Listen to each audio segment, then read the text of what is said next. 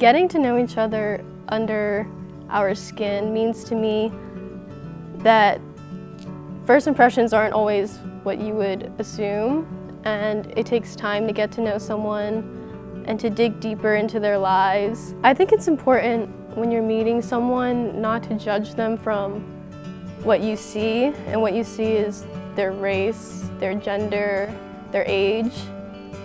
I think it's more important to judge them based on their life experiences, the knowledge that they've gained, going through what they have, and just not coming in with something in your mind. Pearl Buck is definitely relevant in our today's society because what she spoke about, what she endured, still happens today. I remember I used to be in Girl Scouts, and we would meet every day after school. And my Girl Scout troop was all white. I was the only Asian. And I remember this girl told me once to go back to the dirty little country on the other side of the world where you came from. And I felt left out.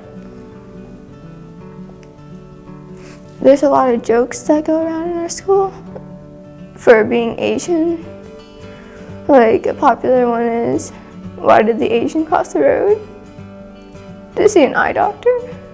Because we have smaller eyes and that. And then there's other jokes that like people will say, like, are you carrying missiles in your backpack like Kim Jong-un because we're Asian? Both of my parents are immigrants from Vietnam. My mom came over when she was 19, and my dad came over when he was 17. My parents got into the rental business, buying and flipping houses and then renting them out around the area. And there was this one tenant in particular which they were having problems with. And during an argument with her, she walked away and she said, "Go back to your country." And my dad has heard things like that his whole life, so it didn't affect him that much.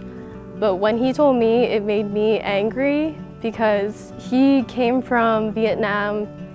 He went to college after not knowing any English, and he was able to succeed in America. And for her to say that to him after he worked so hard just to buy the house for her to rent out hurt me, because she used her false sense of nationality and used that to put herself above him. And that made me angry. Another thing that really hit home was a cyberbully that I had in high school, and she said, it was like a Twitter fight, and she said, "You don't mean shit to your parents because you're adopted." And then that kind of hit home, and I was like, well, wow, I'm different. And because I look different, and because like I'm Asian on the outside, I don't mean something to my parents, but they actually went out of their way. They went out of their way, so they care about me a lot more than some parents, because I wasn't an accident. Maybe I was an accident in my Korean mother, and it wasn't meant to be, but I mean something here. My mom went out of her way, my dad went out of his way to open up their family and their arms to somebody like me and their family. When we attended the training at Pearl Buck, we shared a lot of stories back and forth.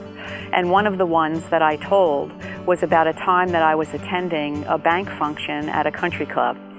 And when I left the club in the evening, my car was parked behind the building. And I heard footsteps behind me, and I heard a voice say to me, "Excuse me, ma'am, I don't want to scare you."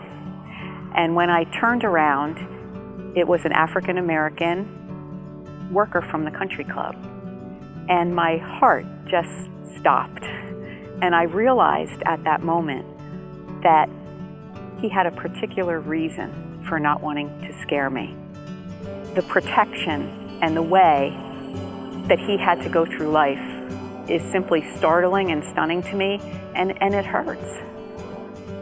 My name is Stephanie Severiano, and I am the Child Sponsorship Manager for Pearl S. Buck International.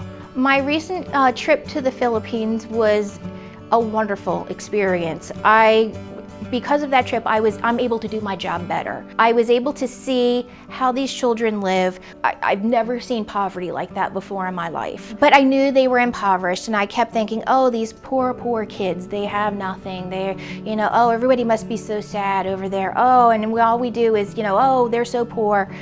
That's not the way it was when I went. They don't sit there their whole lives going, woe is me, oh, this is so horrible. They live their lives, they have their culture, they teach their children, and they do the best they can with what they have.